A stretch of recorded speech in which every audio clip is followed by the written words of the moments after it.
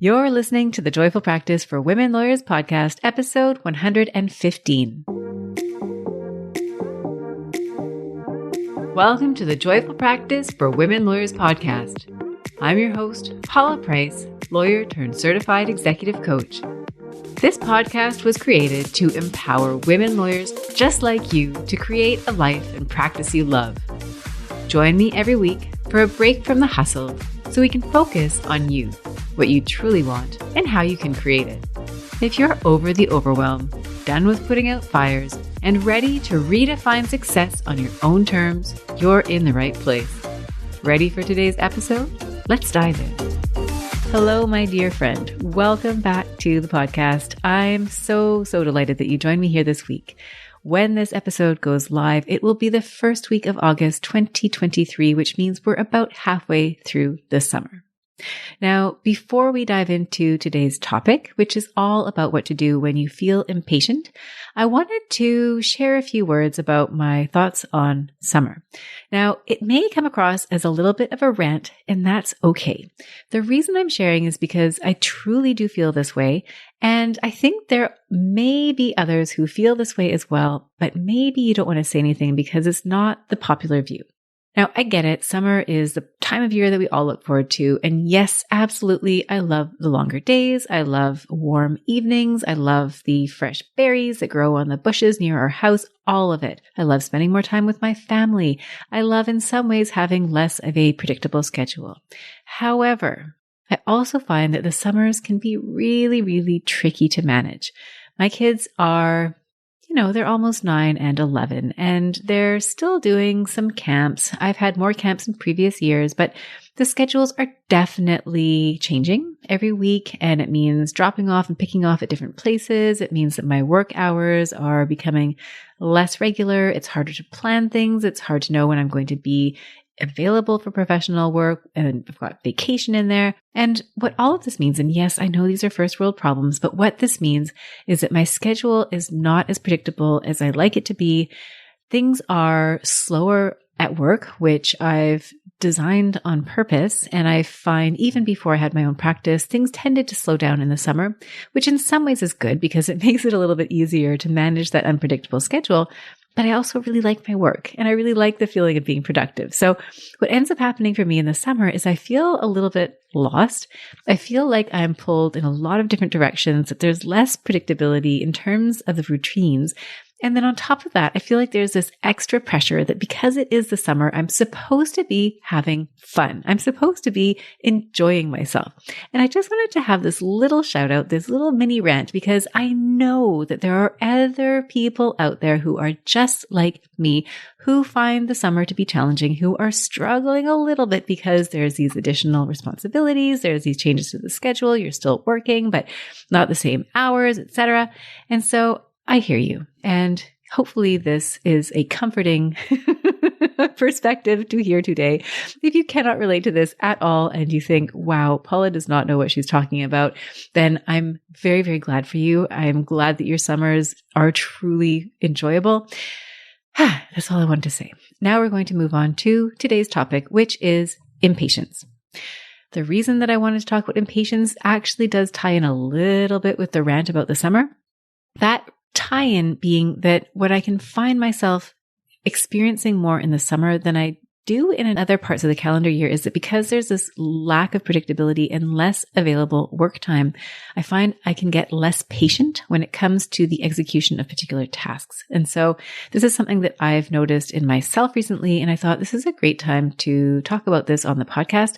I don't think we talk about patience or impatience very much, and yet I can guarantee that each of you who is listening and everybody else who is not listening experiences impatience at one point or another. And so I've got a new perspective, or a different perspective perhaps, to share with you when it comes to how to manage impatience or what to do when you feel like things aren't going fast enough.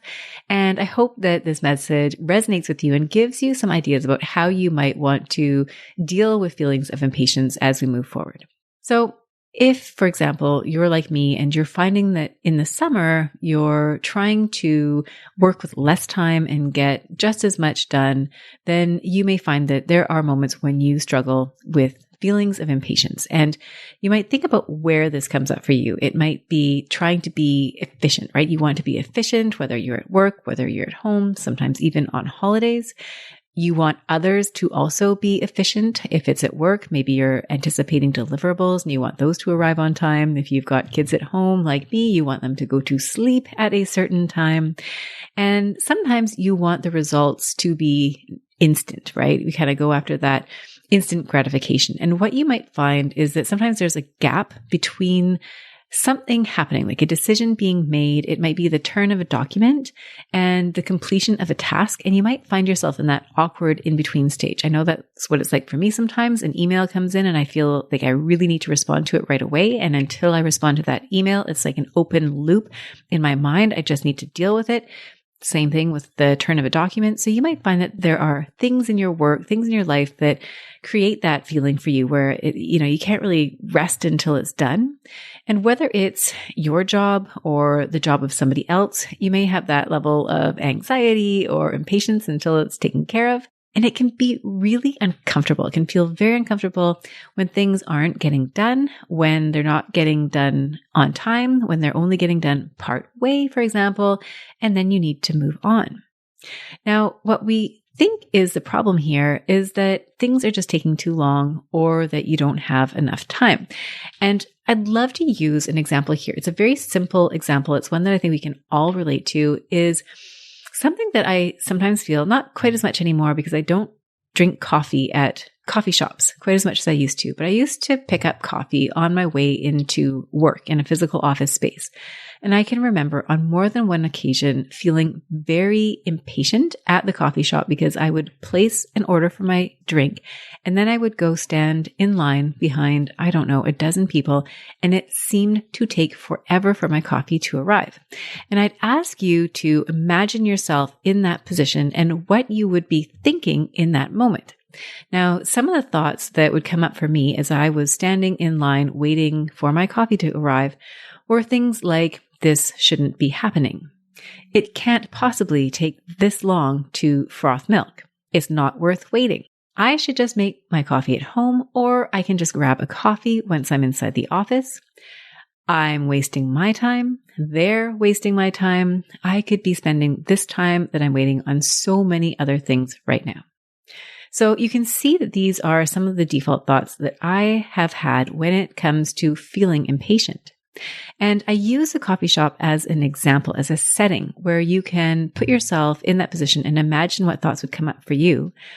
And I would invite you to then think about where else those same thoughts are showing up. So you can extend that to other examples. For example, if you're at work and maybe there's some situations where things are taking longer than you would like. The document that you're waiting for from opposing counsel still hasn't arrived in your inbox. And maybe you're thinking, this shouldn't take so long. How long does it take to attach a document to an email and send it over to me?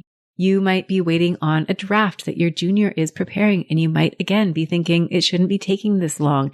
It would be better if I just went ahead and drafted this document myself, right? You may also see impatience show up at more of a macro level. So maybe you're looking at things in the more long term. You're not integrating as quickly as you would like into your firm or organization, or maybe somebody else that you work with isn't integrating as quickly as you would like them to. You may find that your skills aren't developing as quickly as you would like, or again, somebody that you're working with isn't quite pulling themselves up the learning curve as quickly as you would like them to. And maybe what you're finding is that you're stalled in your career, you're looking for certain leadership opportunities, and they just aren't coming your way on the timeline that you want. And so what you might notice is, again, you're going back to those same thoughts that you had standing in line at the coffee shop. It's taking too long. This shouldn't be happening. How long does this really take? I could be doing so many other more productive things right now. So when we find ourselves in these situations, sometimes what we think the solutions are simply better time management systems, right? Better organization, better systems, maybe delegating better. It could also be that you think that other people need to do their job better, or you're better off doing it yourself. And if those are some of the go-to solutions that you reach out to, what you might find is that you just end up having more things to organize. You have more systems to create and then monitor. You may find that you delegate more and now you've got more people to manage. You may find that you're taking things back and creating more work for yourself. And so instead of solving the problem and feeling like things are taking the time that they should, that you're not feeling impatient anymore, what you might find is that there's just more to do and still things don't move fast enough. So you're still feeling impatient. You're still telling yourself this shouldn't be happening. It shouldn't take this long.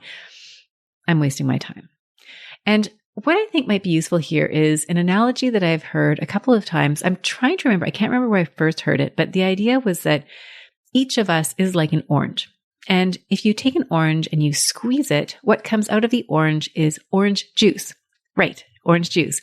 And I saw a similar meme on Facebook recently where they were talking about having a cup of coffee. And if you are holding a cup of coffee and somebody bumps into you and the coffee spills onto your keyboard, the reason that the coffee spilled onto the keyboard isn't because somebody bumped into you, it's because you have coffee in your mug. And if you had tea in your mug, then tea would spill onto the keyboard. The idea being that the mug is simply there and you choose what goes into the mug. So stepping back into how this relates to this feeling of impatience, the idea is that if you're impatient, then if you use that same analogy, those feelings of impatience, those thoughts that you have internally are there. And what's happening is that when the stress is put on the container, for example, if we've knocked over your mug or if we squeeze you, and the impatience is what rises to the surface, that's really where you have a lot of leverage.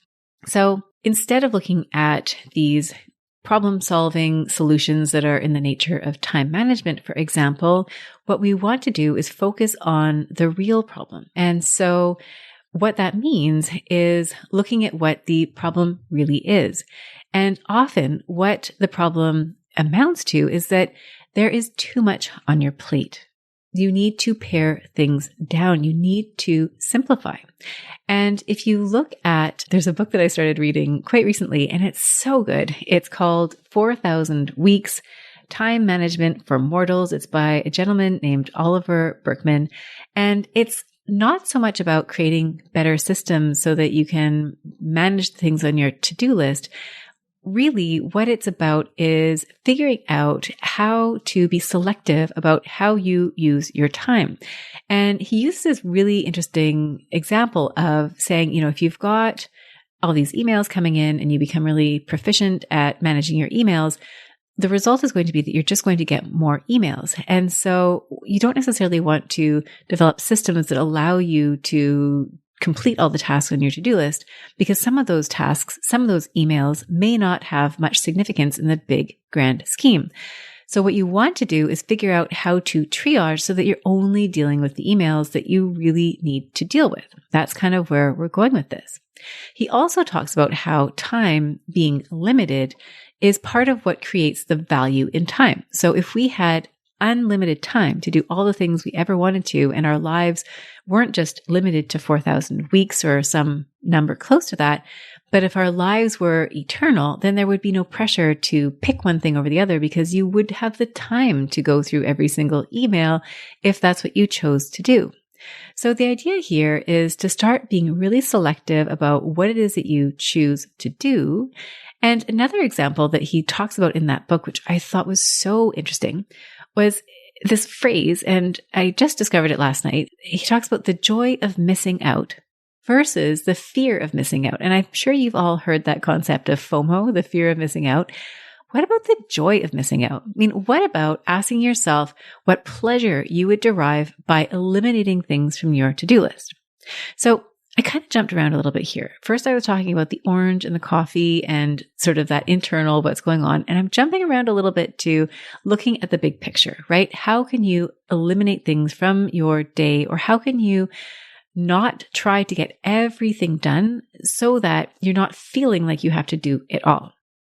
Now, continuing on, and I'm going to get to mindset, that sort of closer to the orange analogy in just a few minutes, but I also wanted to offer an explanation or consider why it is that we might feel, that you might feel, that you need to get everything done, that there's so much pressure on you to use your time efficiently and effectively and to do all of the things. And I think there's a few reasons for that. If we look externally, for example, many of us have been convinced and conditioned to think that doing more is better, that we should take on more, and that being quick and being efficient is the ideal. And if we're not taking on a lot, we're not being quick, we're not efficient, then there is something wrong. And that message may have come initially from your parents, from teachers, from bosses. You may feel like this is reinforced by your professional environment. Maybe it's part of the culture that you work in. If you work with a billable hour, you may feel additional pressure because of the pressure to record your time. And you may also notice that there are these common phrases that are floating out there in our society. For example, time is money, or this concept that you should not waste time, that reinforce this idea that you must use your time productively, that you must be efficient. So we adopt these external messages and take them on internally. And this is really where the orange/coffee analogy becomes more relevant. What happens is you end up adopting beliefs, and then they influence the way that you think, feel, and act. So if you go back to the Starbucks example, you're there, you've requested your coffee, you've paid for it, you're standing in line, it's taking too long, and your mind starts racing with all the things that you're not doing that you could be doing and how this is a waste of time. Things should be going faster. It's not worth the wait, et cetera, et cetera.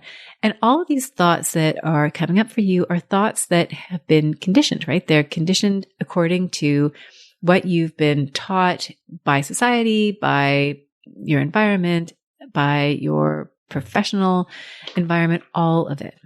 And so when you think this is taking too long, this shouldn't be happening, this is a waste of my time, then you start to feel perhaps angry, you feel impatient, you might feel angry, you might start to feel resentment. And if we're going back to that coffee analogy, by the time the barista hands over your coffee, you're giving them an icy glare. You might be complaining about the wait. You're asking to see the manager. And you might find that by that point, you're acting out of feelings of frustration. You're taking it out on others. You're taking it out on yourself. And again, going back to the problem and the perceived solution, you might think that having a plan, having better systems, maybe avoiding getting coffee altogether would solve the problem, but it doesn't address the root cause, which means that it's not changing the beliefs that you're holding in your so-called coffee cup. So just to really clarify where I'm going with this is that, yes, we're using this as an example. If you're standing in a coffee shop, you're waiting for your coffee, these thoughts are going through your mind. But what I invite you to consider is where else this is showing up in your life, in your professional work. Maybe it's with your kids, maybe it's with your partner or people who are really close to you. So what I'd like to offer today are some solutions, some ideas for how you can address feelings of impatience, whether it's happening at work, whether it's happening at home. And I have 5 different ideas that I'm going to share with you. And the first of those ideas is, number 1, just to, in the moment, be able to address the emotion of impatience. So I had a podcast episode that I recorded a while back. It's called How to Deal with Anxiety. And really what it is an exercise in processing and feeling your emotions. So if you feel impatience, for example, you can ask yourself questions to get to know what that feels like in your body, get to know that emotion better. So to do that, you might ask yourself what it feels like. Maybe impatience is a burning sensation in your chest. Maybe it's a tension in your shoulders. Maybe you find you clench your jaw. So what happens for you physically when you start to feel impatient? Now, the idea behind doing this is that you're trying to gain some distance between you and the emotion that you're feeling. You're wanting to step into an observer position so that when you have these feelings, you're not necessarily consumed by them. You're able to see them a little bit more objectively. Now, once you've identified the emotion and you've been able to describe it, how it feels to you, then you might also ask yourself what it is here to tell me, because chances are that emotion is carrying a message. Now, we're talking here today about how to deal with impatience, and we're talking about impatience as though it's a negative thing. But my guess is that impatience has also been a very helpful tool for you at various points in your life. So you might ask yourself, how has impatience, how has not being patient been helpful in the past? I mean, you can think of a lot of examples. For example, if there's, someone in a burning building. You don't want to be patiently waiting for the fire truck maybe in a burning building situation you have to. Maybe it's unsafe to go in there, but sometimes you don't want to wait for something to get solved on its own. Sometimes you want to step in there and jump in, and you're motivated by that sense of impatience. So chances are you can think of examples where impatience has been helpful. You might also ask how you can acknowledge impatience and then let it go. And I think the other exercises that I'll offer will help you to do that.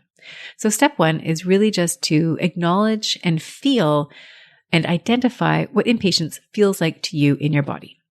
Now, and you can go back to that episode that I recorded about dealing with anxiety. I go into the same exercise, but in a lot more detail. So the second step that I would invite you to take is to simply accept that you will feel impatient and then plan for it. So here, what I would invite you to do is have a great deal of compassion for yourself. Chances are, if you are feeling impatient, then you've put a lot on your plate. You probably feel a lot of pressure on your shoulders. You have probably received a lot of positive reinforcement in the past for doing more, not less.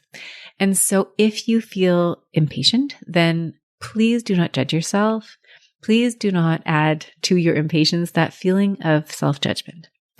It's completely understandable why you would be feeling that way.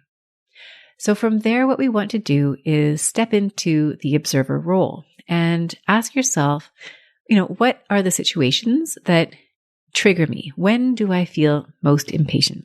And you'll want to really get clear on what those are. And then you'll want to decide how it is that you want to respond when you are in those situations. And the reason for that is that if you are in that feeling of impatience, you're in that state, you're standing in line, the coffee's not there, you're starting to get a little bit hot and bothered, that is not the best time to decide how you want to move forward. That's when you might be snippy with the barista and then feel badly about it later because you think, wow, I really wish I hadn't reacted that way when this thing happened to me.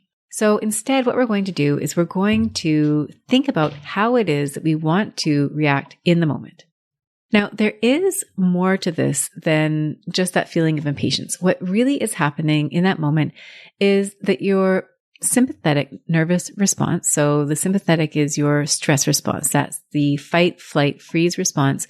That's what happens when you feel like there is a threat to your survival. And yes, coffee coming late isn't a threat to your survival, truly, but it triggers those same feelings or generates those same feelings. And so when that happens, your vision becomes more short-term. You're focused on getting out of that particular situation. You're looking at the short-term, not at the long-term, and you're not necessarily having access to your highest way of thinking. You're not having access to your greatest creativity. Now, by contrast, when you are in the parasympathetic state, when you're in the rest and digest state, that's when you have access to creativity. That's when you're looking at the longer term. And so what I'd invite you to think about is when you're feeling relaxed, when you're in that rest and digest state of being, to think about how it is you want to react when you start to feel impatient. So then you can tell yourself, okay, I know that if it's going to take a while for my coffee to show up, then I'm going to start to feel a little bit bothered, a little bit irritated. When that happens, I'm going to count to 10. I'm going to check my email on my phone. I'm going to send a note to my mom, whatever it happens to be. And yes, we're using the example of the coffee because it's a really easy example, but you can think about times in your workday where those feelings of impatience might show up. So you've requested a turn of the document. It's not arriving. You've asked somebody to file something for you and it's not filed yet. You may have a different type of situation where, you're waiting for a document from opposing counsel, whatever it happens to be. But you can put yourself in that position where you think, okay, here I've made these efforts.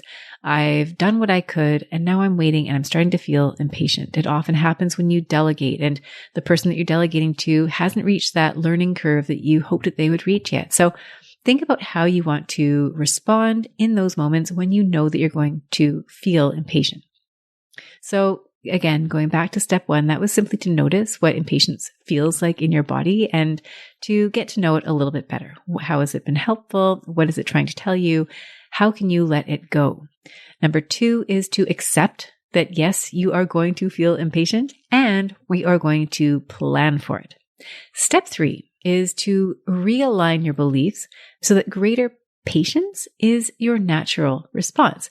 So this is where we go back to that orange coffee analogy, right? If you had different beliefs about time, about productivity, about efficiency, then you might be able to respond in a way that has greater patience as the natural consequence.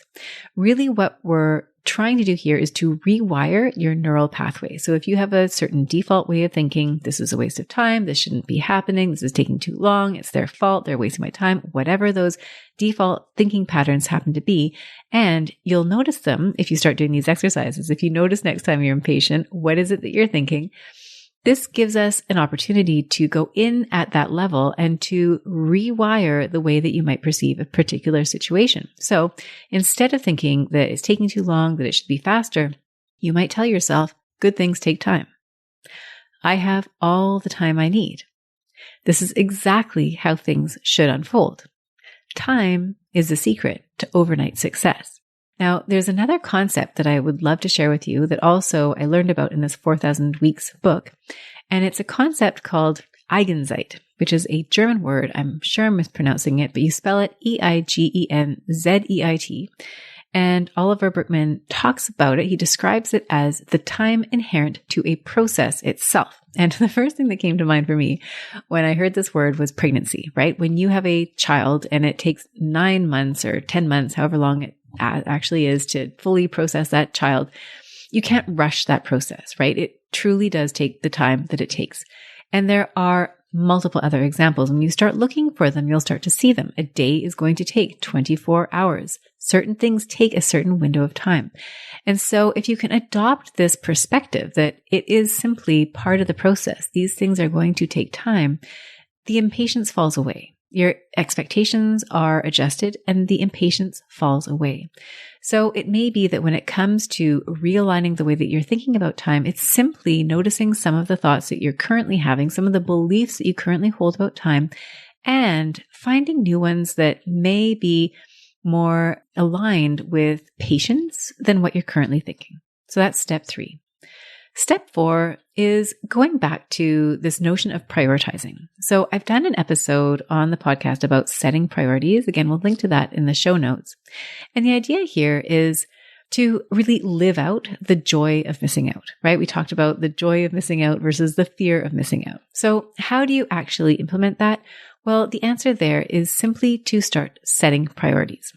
And ways that you can do that would be to set priorities. Think about what is truly important to you. So I do this exercise with my clients often where we sit down and think about values. We think about their priorities.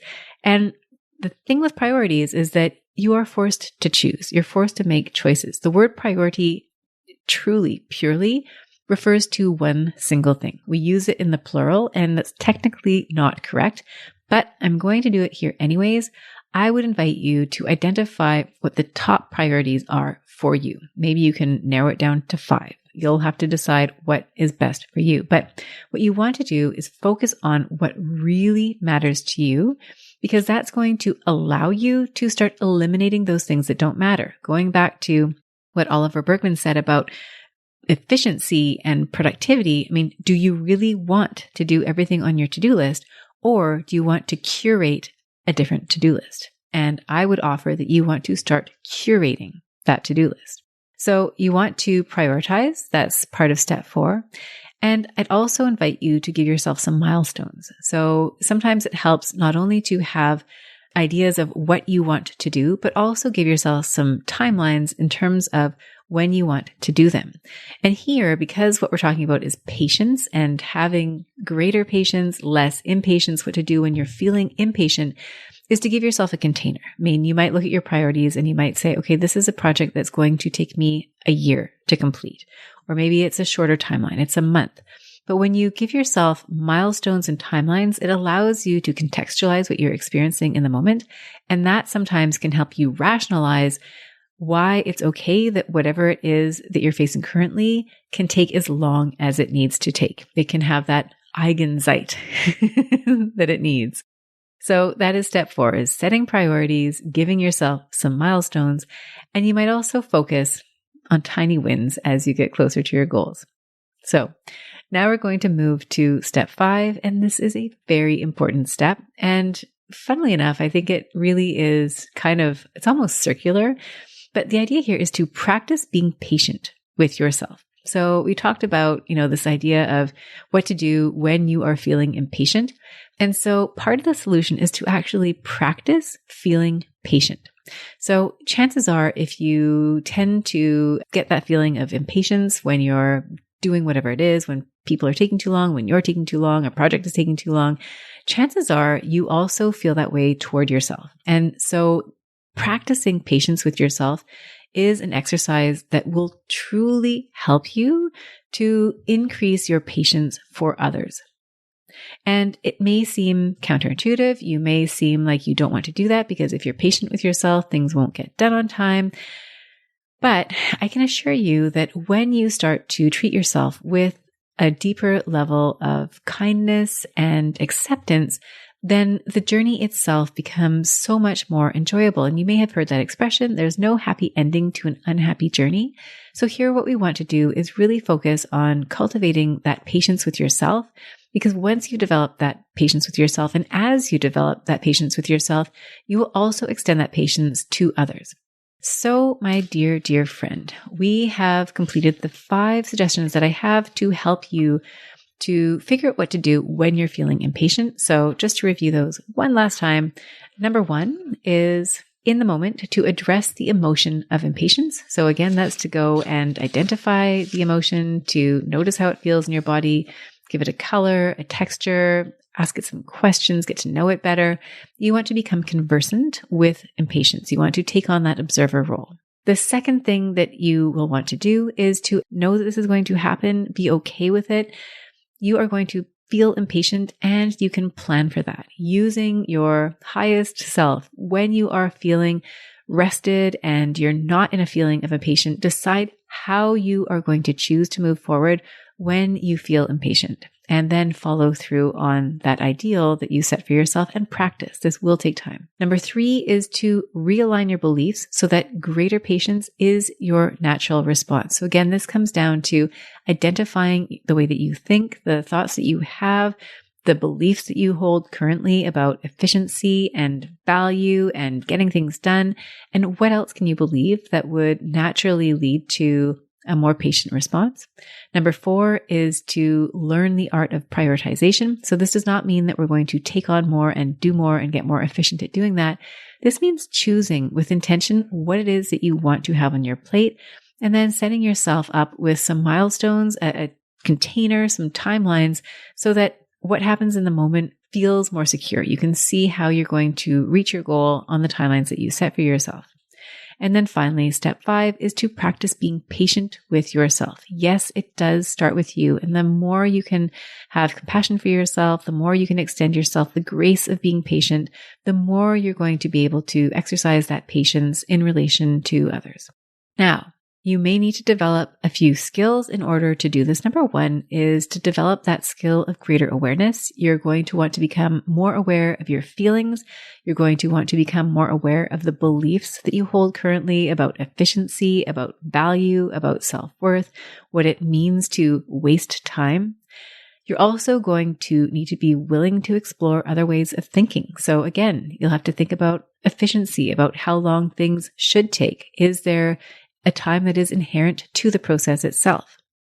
It may involve a willingness of giving up a strategy that got you to where you are in exchange for a strategy that will get you to where you want to be. And anytime you give something up, that can feel really uncomfortable. Again, it may involve a willingness to choose priorities and also to let things go. And that, of course, can be really challenging. What you will create when you follow this process is that, yes, you will still feel impatient at times, but you'll have greater compassion for yourself and for others, and you'll have the tools to manage those feelings even when things don't go your way.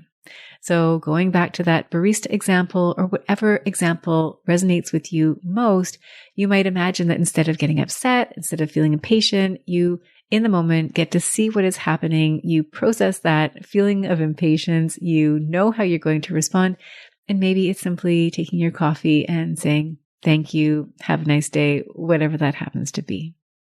So thank you so much for joining me here today, my dear, dear friend. This is a topic, again, I don't think we talk about impatience enough, and yet I know that we all experience it, possibly even on a daily basis. So I hope that what you've learned today is helpful for you and you can apply it moving forward. If you would like to reach out to me, or if you have any questions, please do feel free to send me a note, reach out to me by email, LinkedIn, through my website, whatever works best for you. And again, I appreciate you tuning in and very much look forward to reaching back again next week. So take care. Hope you are enjoying your summer. Bye for now. If you enjoyed today's show and don't want to miss an episode, subscribe and follow the show wherever you listen to your podcasts. If you haven't already, please leave a rating and review. Your feedback will help me create a podcast that's tailored to your needs and goes straight to the heart of what matters to you. For instructions on how to subscribe, rate, and review the podcast, visit www.thejoyfulpractice.com/podcast launch. See you next time. Thank you for listening to this episode of the Joyful Practice for Women Lawyers podcast. If you want more information, visit www.thejoyfulpractice.com. See you next week.